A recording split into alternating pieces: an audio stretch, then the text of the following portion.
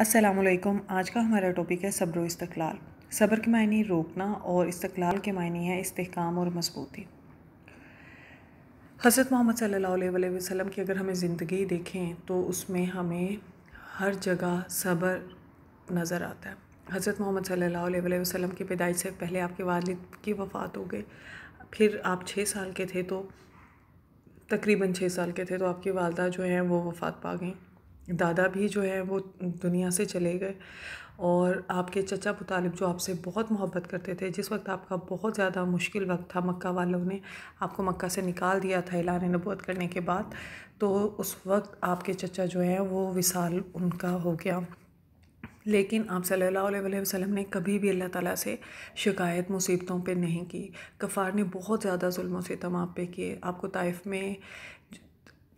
پتھر مارے گئے، آپ پہ کوڑا پھینکا گیا، آپ کے قتل کے منصوبے کیے گئے، آپ کو اذیتیں دی گئی، لیکن ہر جگہ آپ نے صبر کا ہی مظاہرہ کیا۔ اللہ تعالیٰ صبر کرنے والوں کے ساتھ ہے۔ قرآن پاک میں کہا گیا سورہ بقرہ میں آیت نمبر 153، بلا شبہ اللہ صبر کرنے والوں کے ساتھ ہے۔ صبر ہوتا کیا ہے اور صبر کس طرح کسے کہتے ہیں؟ ڈیئر اسٹوڈنٹس، ہماری یہ زندگی جو ہے اس میں مختلف واقعات، مختلف آزمائشیں، مختلف دکھ تکلیف آتے رہتے ہیں، لیکن آپ ہمیشہ یاد رکھیے گا کوئی ایک دکھ جو ہے یا کوئی ایک تکلیف مستقل نہیں ہوتی، اور دکھ اس وقت ختم ہو جاتا ہے، دکھ کی تکلیف جس وقت ہم اپنے دل سے یہ کہتے ہیں کہ اے رب میں تیری رضا میں راضی، اپنی رب کی رضا میں راضی ہونا سیکھیں۔ صبر کی بہترین صورت جو ہے وہ صبر جمیل ہے۔ حضور پاک صلی اللہ علیہ وسلم سے پوچھا گیا کہ صبر جمیل کسے کہتے ہیں؟ آپ صلی اللہ علیہ وسلم نے فرمایا وہ ایسا صبر ہے جس میں حرف شکایت نہ ہو، کہ ہم پہ کوئی تکلیف آئی اور ہم نے اللہ سے بھی شکایت نہ کی بلکہ کہا رب تیری رضا میں راضی، اور ہم نے لوگوں کو بھی اپنے دکھ اور تکلیف کو نہیں بتایا، اور اس تکلیف کو ہم خود ہی سہتے رہے۔ ہر وقت جو ہے وہ گزر جاتا ہے، کبھی ایک وقت سدا نہیں رہتا۔ زندگی میں جو دکھ اور تکلیف آتے ہیں، آزمائشیں آتی ہیں، وہ بھی گزر جاتی ہیں، اور زندگی جو ہے وہ دن بہ دن ہماری زندگی کا ایک دن کم ہوتا ہے اور ہم موت کے نزدیک جاتے ہیں۔ ہمیشہ جب بھی دکھ تکلیف کوئی ملے آپ کو تو آپ صبر کے ساتھ اللہ کی مدد مانگیں۔ جس وقت آپ صبر کریں گے اور نماز پڑھیں گے، تسبیح کریں گے، تو اللہ تعالیٰ جو ہے وہ آپ سے خوش ہوگا اور راضی ہوگا، اور ہمیشہ یہ یاد رکھیے گا آپ کے ساتھ جو کچھ ہوتا ہے وہ ہمیشہ بہترین وقت آنے کے لیے ہی ہوتا ہے۔ اللہ تعالیٰ آزمائشیں ڈالتا ہے اپنے بندوں پر۔ قرآن پاک میں ایک آیت کا مفہوم ہے کہ جب تم کہتے ہو کہ ہم ایمان لے آئے تو کیا تم آزمائے نہیں جاؤ گے؟ تو ہمیشہ یاد رکھیے گا کہ جو ایمان والے ہیں وہ آزمائے جاتے ہیں۔ اکثر لوگوں کے منہ سے میں نے سنا کہ وہ کہتے ہیں ہم نے پوری زندگی دکھوں میں گزار دی، تکلیفوں میں گزار دی۔ آپ یہ دیکھیں کہ آپ سے اللہ کتنی محبت کرتا ہے کہ آپ کو کوئی دکھ تکلیف آتی ہے اور آپ کی زبان پہ اللہ کا نام آتا ہے، آپ اللہ سے دعائیں کرتے ہیں، آپ کا اللہ کا ایک رشتہ، ایک تعلق بنتا ہے۔ اکثر لوگ جنہیں اللہ تعالیٰ نے سب کچھ نوازا ہوتا ہے، میں یہ نہیں کہوں گی کہ وہ خدا کو بھول جاتے ہیں، لیکن ان کا خدا کے ساتھ اتنا کنیکشن مضبوط نہیں ہوتا جتنا ایک دکھی انسان کا اللہ کے ساتھ ہوتا ہے، کیونکہ جب انسان تکلیف میں ہوتا ہے نا تو وہ اٹھتا، بیٹھتا، لیٹتا، کھڑا ہوتا، ہر لمحہ اللہ کو یاد کرتا ہے اور اللہ سے مدد طلب کرتا ہے۔ ہمیشہ جب بھی زندگی میں کوئی مسئلہ آئے، کوئی دکھ تکلیف آئے، تو ہمیشہ صبر اور نماز، یہ 2 چیزیں ہیں، انہیں اپنی زندگی کا حصہ بنا لیں، اور اس میں جو ہے وہ آپ اللہ تعالیٰ سے نماز میں دعا کریں، اللہ تعالیٰ ضرور جو ہے وہ مشکل کو آسان کرے گا۔ کبھی بھی کسی بھی تکلیف میں آپ ہوں تو آپ یہ مت دیکھیں کہ آپ کا وضو ہے یا نہیں ہے، آپ کس جگہ پہ ہیں، فوراً سجدے میں گر جائیں، فوراً سجدے میں سر رکھیں اور اللہ تعالیٰ کو بتا دیں، کیونکہ آپ جب اللہ سے کو بتائیں گے نا اپنے معاملات اور اللہ کے سپرد کریں گے تو اللہ جو ہے وہ بہترین فیصلہ کرنے والا ہے۔ اللہ تعالیٰ نے ہماری زندگی میں جتنی تکالیف آنی ہوتی ہیں وہ لکھ دی ہیں۔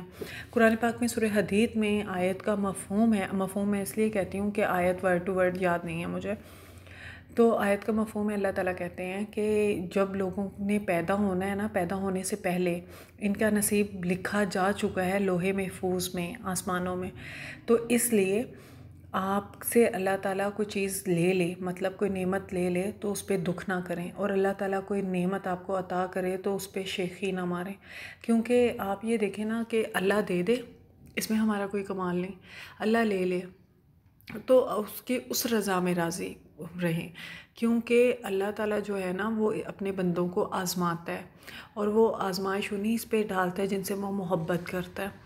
اب پوچھا گیا کہ آزمائش میں اور سزا میں کیا فرق ہے، کیونکہ کچھ تکلیفیں ہمیں آتی ہیں ہمارے اعمال کی وجہ سے بھی آتے ہیں، سزا کے طور پہ بھی آتی ہیں۔ تو پوچھا گیا آزمائش میں اور سزا میں کیا فرق ہے، تو فرمایا حضرت علی نے کہ اگر جس تکلیف میں تم اللہ کے نزدیک ہو جاؤ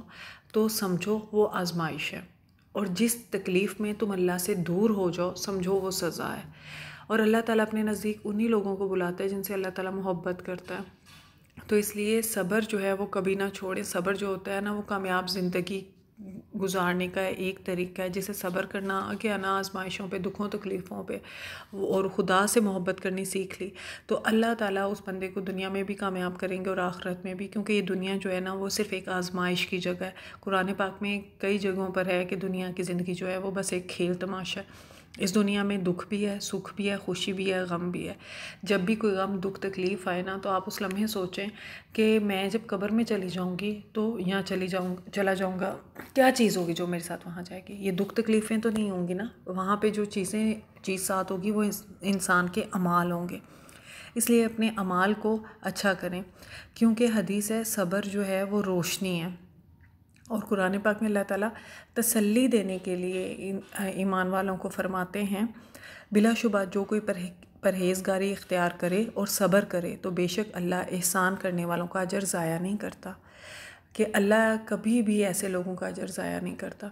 جس وقت آپ تکلیف میں ہو نا تو آپ یہ سوچا کریں کہ اللہ مجھے کبھی بھی ضائع نہیں کرے گا،